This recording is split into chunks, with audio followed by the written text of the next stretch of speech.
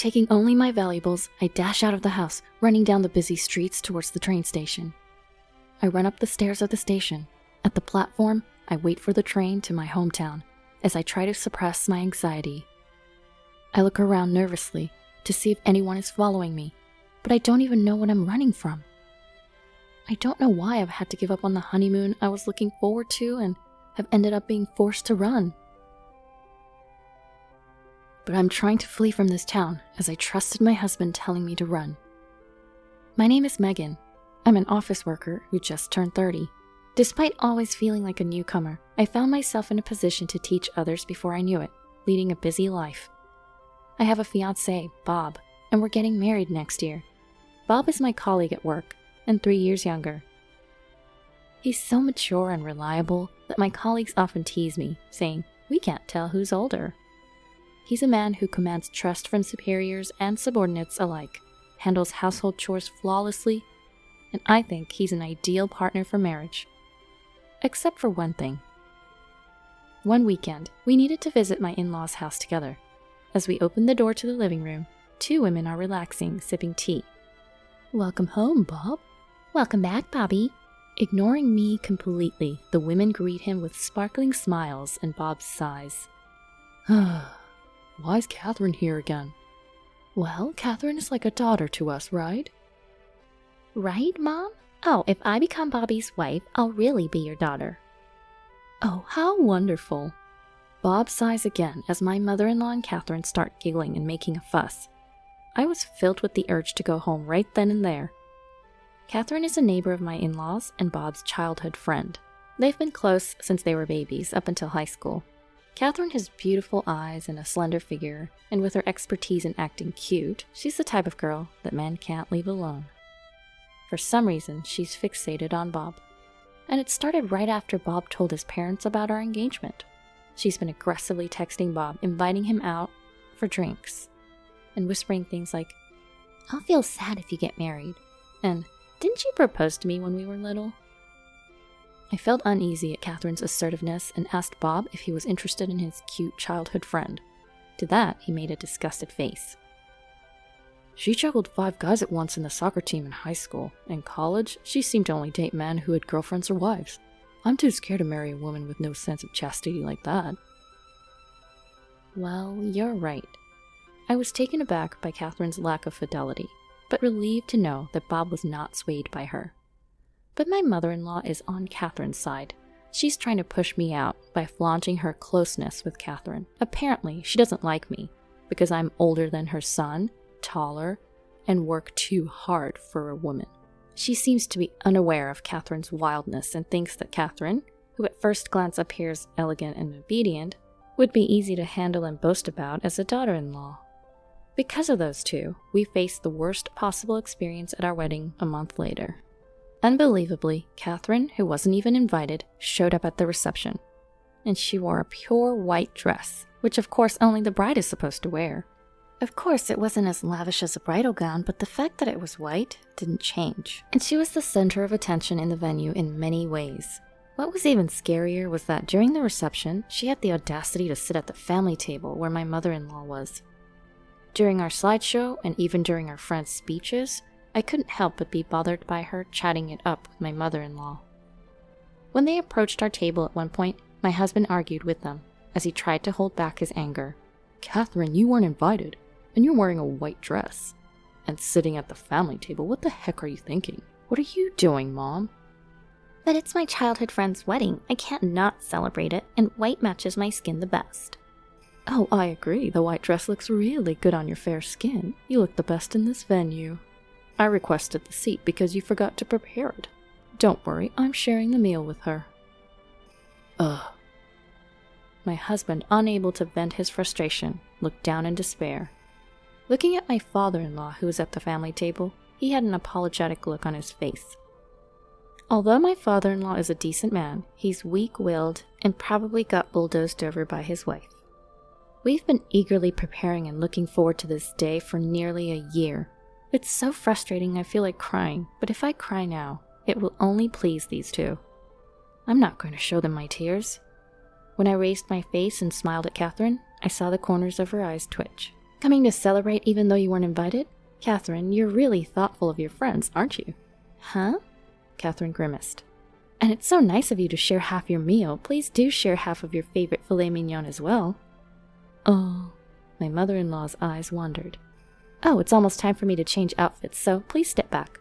I'm sorry I'm so busy. I mean, I am the main event after all. With that said, and showing a calm smile, the attendant who was with me said, Can we please let other people take pictures with the newlyweds, please?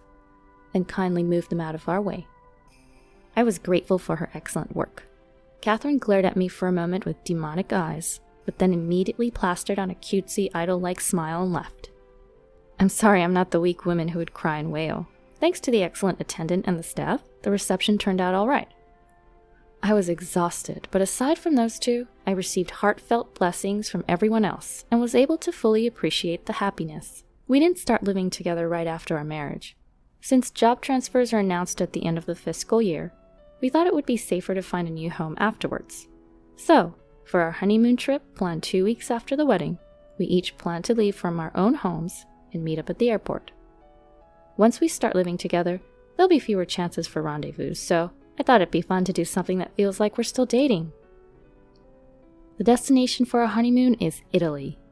My mind was filled with the allure of Italy, especially it being my first overseas trip. I was thrilled and excited each day leading up to it. However, my excitement was about to be ruined by the two. On the day of the honeymoon, while I was nervously opening and closing the suitcase, checking that I hadn't forgotten anything, I got a call from my husband. Hey, what's up? We're meeting up at 1 p.m., right? I'm sorry. Huh? Contrary to my easygoing self, my husband screams in a desperate voice. We have to cancel the honeymoon. Please don't come to the meetup spot. What? Listen, don't leave the apartment. No, actually, leave right now and go back to your parents' home, please. Wait a minute. What's going on? I'm sorry. I'll explain later. Just leave right now. Stunned, I stare at the phone after being abruptly disconnected. I have no idea what's going on, but my good mood has suddenly gone down the drain after hearing my husband being frantic. Could he possibly be involved in some sort of crime? The mere thought sends chills down my spine.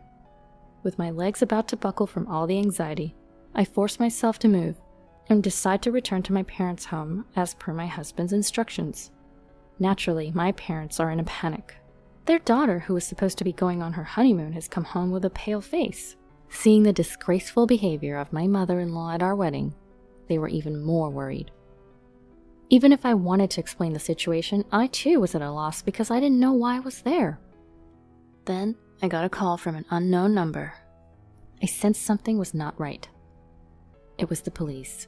Fearing that I was indeed involved in a crime, I pressed the answer button with bated breath. The police officer, with a much softer voice than I expected, explained why he had called.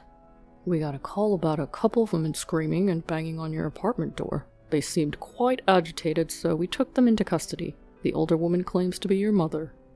What? Wait, me? Because I had put the call on speakerphone, my mother, who was listening next to me, let out a bewildered shout. Even the police officer on the other end, hearing my mother's voice, seemed taken aback with a surprised, "Huh?" I was dumbfounded for a moment, but I soon realized who the older woman was. It was my mother-in-law, and I assume Catherine is with her too. I don't know why they came to my house on the day of our honeymoon, but I'm sure they're the reason my husband was panicking. Our flight was now hours ago. Because of these people, our honeymoon is gone. No Venice, no pizza, no pasta, no tiramisu, no maritozzo, all of which I was looking forward to. This is awful, just awful. I'm never forgiving them. My mother is sitting right next to me. Those people are complete strangers, I stated firmly to the police officer. Hold on, Megan, it's me. I could hear my mother-in-law screaming from the other end of the phone, but the officer must have sensed something as he smoothly ended the call with, "Thank you for your cooperation."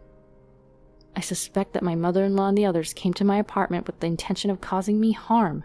How crazy is it that they would claim to be my mother when they're in trouble? Several hours passed. My husband showed up at my parents' house late into the night. As I suspected, the ones who were held by the police were my mother-in-law and Catherine.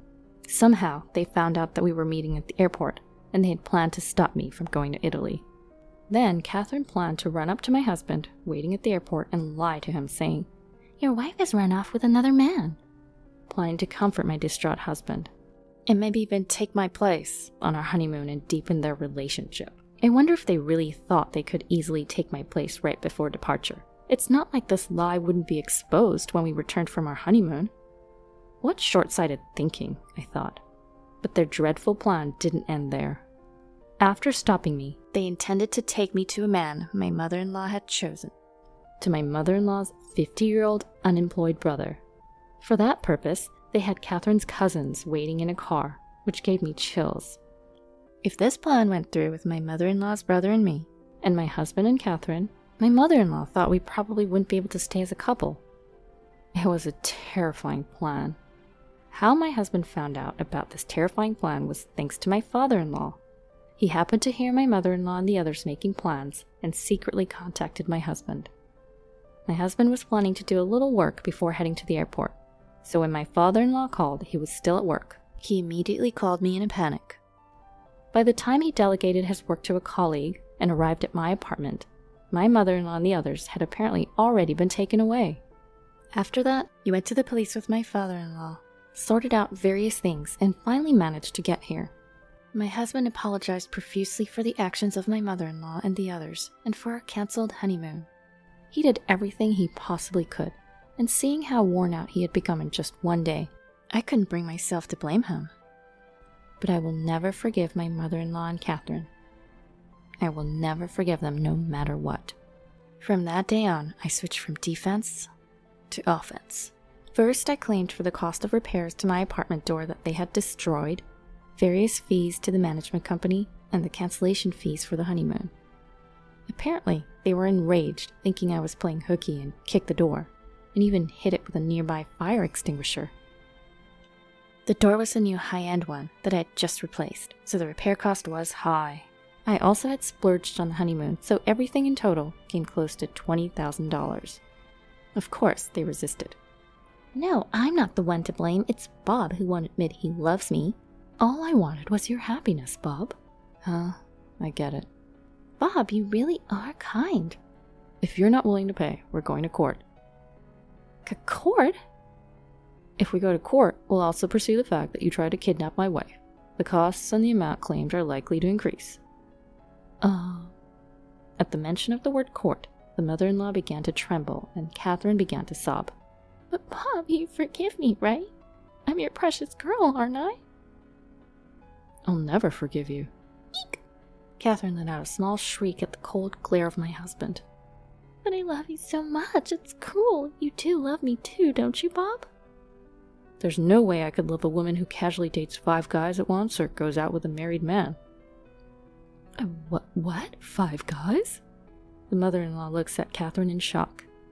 I also back up my husband. You say you love Bob, but you only started saying that after he and I got engaged, right? Even if you're not interested in a man, you suddenly want him when he's someone else's. You. The mother-in-law glares at Catherine. She must have hit a nerve. Catherine's eyes dart around in panic. Then she points at my mother-in-law and shouts, "You're the main culprit. She tried to use me because she didn't like her daughter-in-law." Oh my, you're trying to pin the blame on me? Bob, this woman led me astray. I tried to stop this terrible thing. What? The two began to argue fiercely, as if they're about to grapple with each other. The two of them, who had been so friendly, have suddenly broke up. What a fragile friendship. In the end, Catherine's parents and the father-in-law intervened, and it was decided to split the claim amount exactly in half. Catherine's parents, who had not noticed their daughter's disgraceful behavior at all, were very apologetic. We brought in a lawyer and filed a restraining order for Catherine and the mother-in-law. Of course, the mother-in-law refused in tears, but their plan was so malicious, even though it was foiled. Neither I nor my husband intended to forgive them. 3 years later, we were living peacefully with our newborn child when a man visited our home. The man, who was stylishly dressed in an expensive suit, introduced himself as Catherine's fiancé. I went back to Catherine's parents' house to say hello, and I happened to meet one of her classmates who told me, Wasn't she supposed to steal Bob? Oh, My husband, hearing Catherine's name for the first time in a long time, face palms. The classmate Catherine and her fiancé Matt must have attended our wedding and seen Catherine's disgrace. I thought it was a joke, but I was concerned about Catherine's pale face. I'm sorry, but I had it investigated. You and Catherine were childhood friends, but you're not dating now, are you? Of course not. We've never even dated. When my husband emphatically said this, the fiancé looked relieved. But she might be dating someone other than me. What? The Catherine I know is the type who dates a different guy every day of the week. What? Even though she wasn't invited to our wedding, she showed up wearing a white dress and brazenly sat at the family table. No way. I think if you're going to investigate, you should widen the scope, not just me. All right. Catherine's fiancé responded in a faint voice, then staggered away from our house. It seemed they really did carry out an investigation afterward, and Catherine's history with men embarrassingly came to light. It turns out Catherine's fiancé was the son of a somewhat prominent CEO, and the entire family was furious at Catherine, who had falsely portrayed herself as a chaste woman. Apparently, she had been dating several men while engaged, and not only was the engagement called off, but she's also apparently being sued for damages. If she hadn't let her desire to steal someone else's man get in the way of our wedding, she might have made it to a life of luxury without anyone finding out. Well, her true nature would have been exposed eventually. But this is way too much poetic justice.